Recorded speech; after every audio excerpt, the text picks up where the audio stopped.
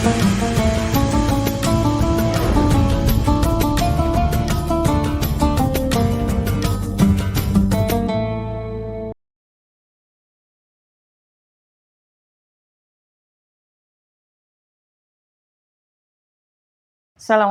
warahmatullahi wabarakatuh. A'udzubillahi minasyaitonirrajim. Bismillahirrahmanirrahim. Assalatu wassalamu ala asrofil anbiya'i wal mursalin wa ala alihi wa ashabihi ajma'in. Amma ba'du. Qala Allahu ta'ala fi kitabihil karim. A'udzubillahi minasyaitonirrajim. Innal ladzina amanu wa amilus solihati sayaj'alu lahumur rahmanu wudda. Al-ayah.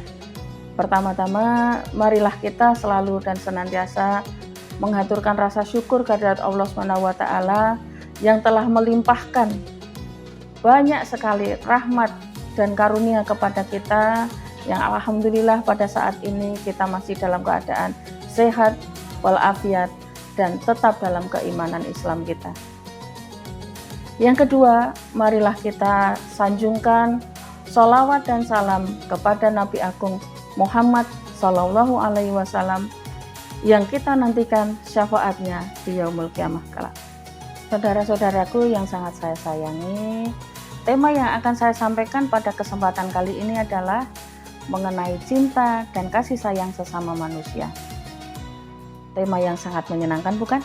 Nah, tema ini masih ada hubungannya dengan ayat yang saya kutip di depan tadi, yaitu Innal ladzina amanu wa amilus solihati sayaj'alu lahumur rahmanu wudda, yang artinya adalah sesungguhnya bagi orang-orang yang beriman dan beramal soleh, maka Allah yang Maha Penyayang akan memberikan kasih sayang kepada hati kita. Nah, sebenarnya siapa saja sih yang harus kita sayangi dan kita cintai? Ya, ada beberapa yang harus kita cintai. Sebenarnya semuanya sih sesama manusia itu. Tapi di sini saya hanya akan membatasi sampai 3 saja. Yang pertama adalah kedua orang tua kita, yang kedua adalah saudara kita, dan yang ketiga adalah diri kita sendiri. Yang pertama yaitu kedua orang tua kita. Mengapa kita harus mencintai kedua orang tua kita? Kita harus ingat bahwa ridha Allah itu berasal dari ridha orang tua kita. Kalau orang tua kita nggak ridho, maka Allah juga tidak akan ridho pada kita. Nah, kita harus selalu menyayangi kedua orang tua kita. Mungkin kalian akan ada yang protes, menyanggah perkataan saya. Halah Bu, orang tua saya itu isinya marah-marah terus, nggak pernah perhatian sama saya. Apa-apa sedikit marah, dikit-dikit marah. Coba kita lihat dulu.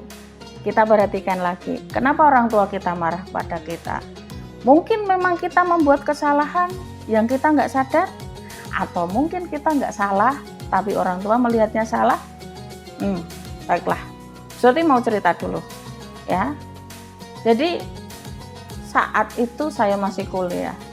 Ibu saya pergi, sudah menyampaikan ke saya, Dok, itu nanti dicuci, itu nanti dimasak, dan sebagainya.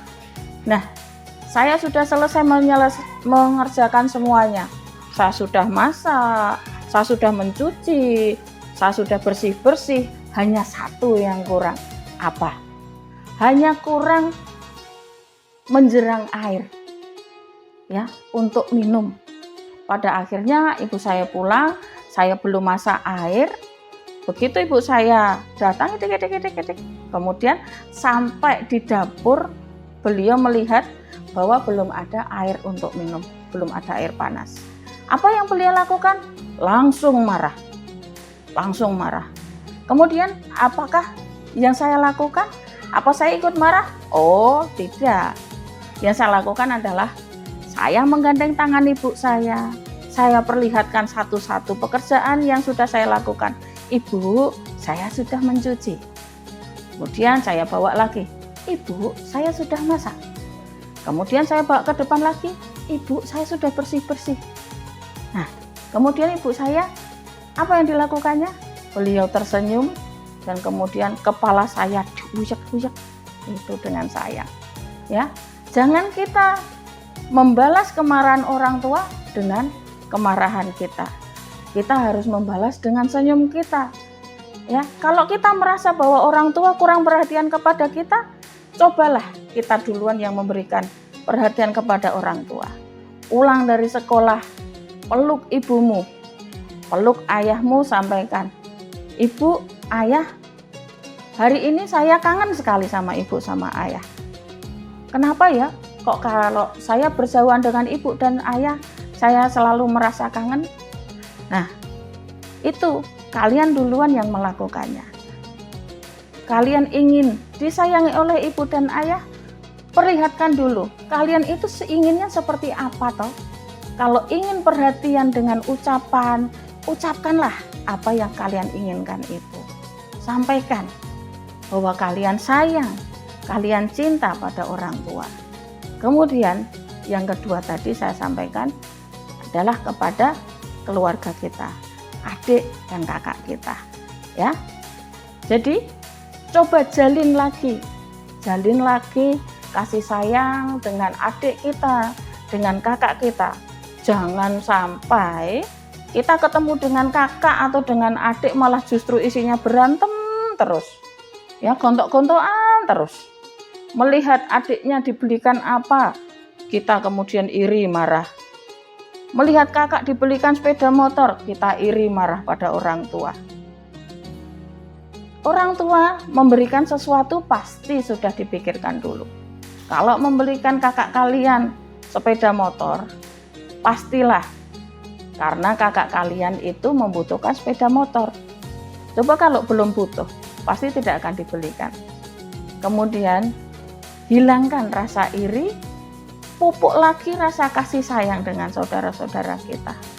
Dulu sama, Bu Surti sama, dengan adik itu kadang marah, kadang gontok-gontokan.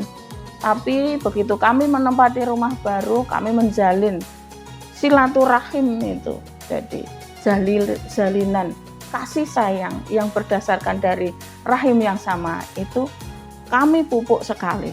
Dan akhirnya alhamdulillah sampai sekarang jalinan kasih sayang itu berjalan terus. Yang ketiga yang tidak boleh kalian lupakan adalah apa tadi? Cintai diri kalian sendiri. Cintai diri kalian sendiri. Cintai diri kalian sendiri. Sebelum kalian melakukan sesuatu hal yang mungkin bisa membahayakan diri kalian, kalian harus ingat bahwa kalian harus mencintai diri kalian sendiri. Kalian mau merokok, ingat, cintai diri. Ya, apa sih gunanya rokok? Nggak ada gunanya. Jadi, coba hilangkan itu. Kebiasaan merokok, kebiasaan yang tidak baik. Karena itu sejatinya adalah tindakan yang tidak mencintai diri sendiri. Ya. Jadi, yang saya sampaikan di sini adalah kita harus terutama mencintai keluarga kita. Apa yang disuruh oleh Allah? Ku anfusakum wa ahlikum naro. Ya, jagalah dirimu dan keluargamu dari api neraka. Jadi, cobalah kalian saling berkasih sayang, saling menasehati di dalam keluarga dalam hal kebaikan. Kalian mungkin protes lagi, bapaknya nyuruh, Mas, sholat, tapi bapaknya nonton sinetron. Iya. Nah, apa yang harus dilakukan? Jangan marah-marah, jangan bilang, alah bapak aja nonton sinetron, kita disuruh sholat. Nah, jangan, tapi justru dengan seperti itu, kita mengajak ayah kita. Ayah, ayo kita jamaah yuk. Saya pengen loh ayah itu menjadi imam saya. Kita bisa jamaah. Nanti kan pahalanya bisa 27 kali lipat ya. Ya, sampaikan seperti itu. Kalau misalnya ibu kalian juga belum sholat, bisa itu diajak untuk sholat jamaah di rumah. Atau kalau kalian laki-laki, ajak ayah kalian untuk ke masjid bersama-sama. Nah, inilah pentingnya berkasih sayang dalam keluarga.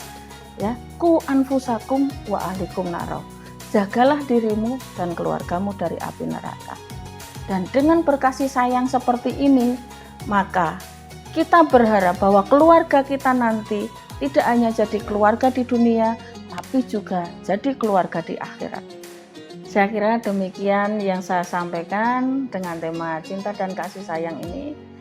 Ya, saya ulangi sekali lagi bahwa mari kita ajak keluarga kita untuk berkasih sayang dan untuk menuju surganya Allah bersama-sama kelak. Ya, ingat, selain kalian kasih sayang pada kedua orang tua, berkasih sayanglah kepada saudara, dan terutama kasihi dan sayangilah diri kalian sendiri. Ya, jangan melakukan hal-hal yang bisa merusak diri kalian sendiri. Jagalah diri kalian dari api neraka tentu saja, dan dari bahaya-bahaya yang mungkin akan mengintai dengan perbuatan-perbuatan kita. Wabillahi taufik wal hidayah, waridho wal inayah. Wassalamualaikum warahmatullahi wabarakatuh.